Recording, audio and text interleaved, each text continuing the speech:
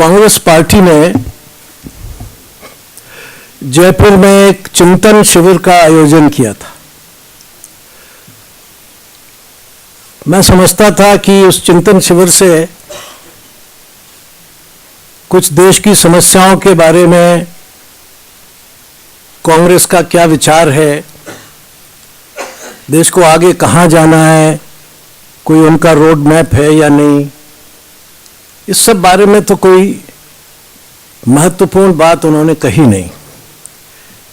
लेकिन शिंदे साहब ने एक बात जरूर कही जो मुझे आश्चर्य हुआ कि इसके लिए चिंतन शिविर की क्या जरूरत थी। ऐसे वाक्य तो वो चलते फिरते कहते ही रहते हैं, मगर उन्होंने चिंतन शिविर को इसका एक स्थान चुना। उसका अर्थ ये था कि वो कांग्रेस पार्टी की एक सोची हुई रणनीति थी कि चिंतन के समय जब गंभीर बातें होंगी उसके साथ इसको जोड़ के कहा जाए। शिंदे जी ने 20 जनवरी को सैफरन टेररिज्म की बात कही और उन्होंने कहा उसमें कि आरएसएस बीजेपी के कैंप्स ये टेररिज्म की शिक्षा देते हैं, ट्रेनिंग देते हैं। लेकिन जैसे उन्होंने ये कहा, उनके इस कथन का, इस स्टेटमेंट का फायदा तुरंत उन शक्तियों ने उठाया जो भारत पर आतंकी हमले करते रहते हैं। 21 तारीख को ही जनवरी की दो लोगों ने, एक तो जेयूडी के जमायतुल दावा के चीफ श्री हाफिज सईद और दूसरे जो कमांडर थे हरकतुल जिहाद और इस्लामी हुजी, उसके कमांडर थे इलियास कश्मीरी। इन दोनों लोगों ने तुरंत इस बात का संज्ञान लिया, इसको रिकॉग्नाइज किया और स्टेटमेंट दिए। सईद ने 21 तारीख को डिमांड किया कि आरएसएस और वीएचपी पर बैन लगाया जाए और भारत को इंटरनेशनल कम्युनिटी में एक आतंकी देश घोषित किया जाए जो अपनी जमीन पर आतंकवाद को फैलाता है, ट्रेन करता है। अब शिंदे साहब महाराष्ट्र के निवासी हैं, उनको मालूम होना चाहिए कि सैफरन इस देश की कितनी महत्वपूर्ण प्रतिमा को उजागर करता है। ये भगवा रंग या सैफरन कलर हमारे यहाँ सेल्फलेसनेस और सर्विस, इन दो का प्रतीक है। विवेकानंद की ड्रेस जिसको आज आप जिनका 150 वर्ष मना रहे हैं, तो वो तो सैफरन थी। आप काय को मना रहे हैं फिर? क्या विवेकानंद टेररिस्ट थे? हमारे राष्ट्रीय ध्वज के ऊपर सबसे पहले सैफरन कलर है। क्या ये टेररिज्म का कलर है? क्या जहां ये झंडा देश में जाता है या 15 अगस्त 26 जनवरी को जब हम उसे बहुत बड़े पैमाने पर फहराते हैं, तो क्या वो टेररिज्म फहराते हैं? और क्या जब इस झंडे की शपथ इस देश का सैनिक और सिपाही लेता है, तो क्या वो टेररिज्म की रक्षा के लिए लेता है या देश की रक्षा के लिए लेता है? शिंदे साहब तो गृह मंत्री हैं, उन्हें इस बात का संज्ञान होना चाहिए था। मगर मुझे अफसोस है उन्होंने इस तरह की कोई बात, कोई चीज ध्यान में नहीं रखी। बल्कि मुझे ऐसा लगता है कि एक सोची समझी उनकी रणनीति थी कि जो उनके शासन की विफलताएं हैं उससे लोगों का ध्यान आकृष्ट न हो उसकी तरफ, उससे ध्यान विचलित हो, डाइवर्ट हो अटेंशन, तो उन्होंने एक ही बात छोड़ दी और डिबेट को उन्होंने एक सैफरन आतंकवाद, हिंदू आतंकवाद, इसकी तरफ मोड़ने की कोशिश की। मगर नतीजे इसके बहुत खराब हैं।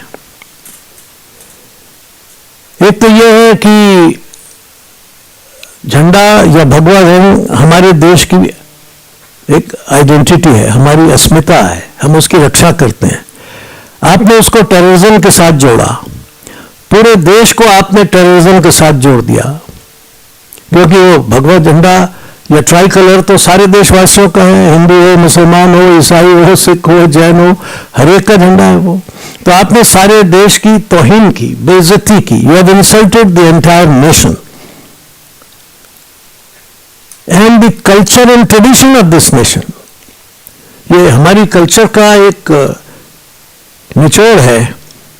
शायद शिंदे साहब को मालूम नहीं कि कांग्रेस ने एक कमेटी बनाई थी कि हिंदुस्तान के और खासतौर पर उस समय कांग्रेस के झंडे का रंग क्या हो। कमेटी में नेहरू जी भी थे, सरदार पटेल भी थे, मौलाना आजाद भी थे। कमेटी की यूनानिमस सिफारिश थी कि इस देश का झंडा भगवा होना चाहिए, वन कलर होना चाहिए। तो क्या वो सब टेररिस्ट थे? वर दे प्रोपेगेटिंग एंड सपोर्टिंग टेररिज्म? ये सैफरन टेररिज्म क्या बला है? ये बहुत खतरनाक चीज है। ये देश को तोड़ने की साजिश है। हम इसको टोटली न केवल कंडेम करते हैं, इसका विरोध करते हैं, और शिंदे साहब को और कांग्रेस को इसका जवाब देना पड़ेगा। इसके नतीजे भुगतने पड़ेंगे। मैं एक दूसरी बात भी आपके सामने रखना चाहता हूं कि जब शिंदे साहब ये कह रहे थे और सैफरन टेररिज्म इस देश में है और बीजेपी और वीएचपी और आरएसएस ये उसकी ट्रेनिंग दे रहे हैं, उस वक्त उनकी जानकारी में the resolution of the committee on sanctions of the United Nations Security Council June 2009 वो था या नहीं था? पब्लिक डोमेन में है ये। सो ये जो रेजोल्यूशन है, committee on sanctions of the United Nations Security Council in June 2009 and the public declaration of the US Treasury Department in July 2009, this established that Arif Qasmani, the chief coordinator of LET, Lashkar-e-Taiba, had funded the Samjhauta blast with the Qaeda providing the staff for the blast. ये resolution में है। It also brings out that Pakistan's Interior Minister Rahman Malik has said in January 2010 that Pakistani terrorists were hired for the blast. ये भी record पर है। It also brings out that the confession of Faiza Autalha, the third wife of David Coleman Headley, in 2008, the statement was made public in 2010 that Headley was involved in the Samjhauta blast and she was also involved, though innocently. And also the same resolution continues to say, the Simi leader's testimony under narco effect in 2007, made public in 2008, that they had provided support for the Pakistanis involved in the attack. Now all this information is available in public domain, pointing and admitting to the involvement of Pakistan and Karachi-based businessman Arif Qasmani, Lashkar-e-Taiba and Al-Qaeda, David Coleman Headley and his third wife, as assisted by Simi from Indore, but suppressed in the investigation by NIA. अब NIA की कहानी तो कुछ और ही है। NIA ने इस सब के बाद कहानी घड़ी है। ये क्या बात है? ये इसकी पूरी जांच होनी चाहिए। सरकार को इस पर साफ बताना चाहिए अगर ये जानकारी उनके पास थी या नहीं थी। अगर नहीं थी तो क्यों नहीं थी? सारी दुनिया के पास है, उनके पास क्यों नहीं थी? और अगर थी तो इसको छिपा के उन्होंने फिर एक नई कहानी क्यों बनाई? और आज तक उसमें क्या किया? हमेशा उसको एक लटकाए रखते हैं कि ये ट्रेनिंग हो रही है, फिर उसके बाद गृह मंत्री के गृह सचिव कहते हैं कि हमारे पास सबूत है। क्या सबूत है? कि ये कुछ लोगों के खिलाफ जांच हो रही है। तो जांच हो रही है तो अभी सबूत तो नहीं है ना। अगर आपके पास जांच में कोई सबूत आए हैं तो पेश कीजिए और दंडित कीजिए उनको। कोई ये नहीं कहेगा कि जो लोग क्रिमिनल एक्टिविटीज में या विध्वंसक एक्टिविटीज में शामिल हैं उनको कानून के तहत नहीं लाना चाहिए या कानून की प्रक्रिया उन पर नहीं होनी चाहिए। Law should take its own course then. वो तो आप कर नहीं रहे। ये सवाल है इसलिए कि भाई ये आपका खेल क्या है, क्यों कर रहे हैं आप ये खेल? क्या वोट बैंक के लिए, क्या तुष्टीकरण के लिए, क्या ये दिखाने के लिए कि नहीं नहीं नहीं आतंकवादी हिंदू भी है और बड़ा जबरदस्त है? तो आप सारी कम्युनिटी को, सारे देश को, इसके प्रतीक झंडे को, सैफरन कलर को भी अपमानित कर रहे हैं। इस हद तक आप जा रहे हैं। दूसरी तरफ अभी कोर्ट ने एक रिमार्क दिया, वो क्या प्रज्ञा ठाकुर की एप्लीकेशन पे, कि सरकार बताए क्या उसे जिंदा रखना चाहती है या मरने देना चाहती है। उसको आप उसने कुछ अपराध किया है तो उसको मुकदमा चलाइए, सजा दीजिए, कौन मना करता है। लेकिन आप ह्यूमन राइट्स की भी चिंता नहीं करते, कल्चरल राइट्स की भी चिंता नहीं करते। वो कहती है कि साहब मुझे, मेरा ये मानवीय अधिकार है कि मेरा इलाज हो, आप इलाज की इजाजत नहीं देते। मैं सन्यासी हूं, मेरा ये कल्चरल राइट है कि मैं अपने सन्यास धर्म के मुताबिक पूजा पाठ कर सकूं, आप उसके लिए भी बाधाएं डालते हैं। तो एक तरफ तो आप ये कर रहे हैं और दूसरी तरफ जो लोग इस यूएन काउंसिल के रेजोल्यूशन से जो अपराधी सिद्ध हो रहे हैं उनके लिए आप क्या कर रहे हैं? ये बहुत खतरनाक चीज है। मैं ध्यान दिलाना चाहूंगा देश का कि इस तरह की गलत नीतियों से देश में विभाजन पैदा होता है, देश में अलगाव पैदा होता है और सांप्रदायिक तनाव पैदा होता है। और इसकी पूरी जिम्मेदारी इस समय तो गृह मंत्री श्री शिंदे जी और उनकी पार्टी पर है।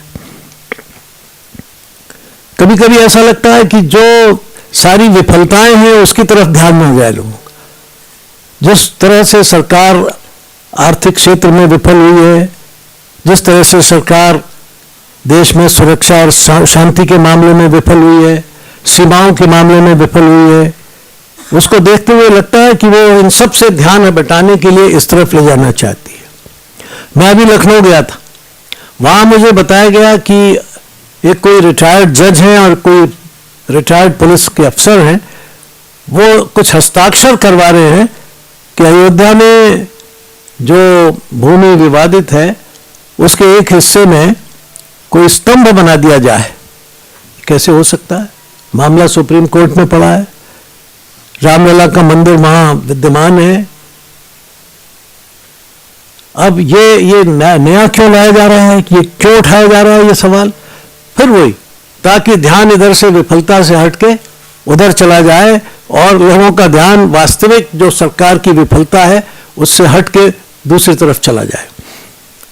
ये कुछ ऐसी चीजें हैं जो बहुत देश के लिए चिंता का कारण बन सकती हैं। हम इन सारी प्रवृत्तियों का तीव्र विरोध करते हैं। हम ये चाहते हैं कि सरकार की गलत नीतियां, उनके गलत काम ये बराबर जनता के सामने लाए जाएं और हम लाते रहेंगे। और ये जो उसकी सांप्रदायिक तुष्टीकरण की नीति है इसका भी हम घोर विरोध करेंगे और संसद में ये सवाल उठेगा। हम ये नहीं चाहते कि संसद की कार्रवाई ध्वस्त हुआ करे, लेकिन हम ये जरूर चाहते हैं कि वो लोग जो इस तरह के बयान देते हैं वो क्या संसद में उनको आने दिया जाए या उनकी बातें सुनी जाएं या उनको बोलने दिया जाए। ये सवाल आज प्रमुख है। पार्टी इस पर बहुत गंभीर है। मैं समझता हूँ सारा देश भी इस पर गंभीर होगा, क्योंकि ये देश के सामान्य प्रश्नों का ही मामला नहीं है, बल्कि ये देश की अस्मिता का सवाल है, देश की आइडेंटिटी का सवाल है, देश की यूनिटी का सवाल है, देश की इंटीग्रिटी का सवाल है।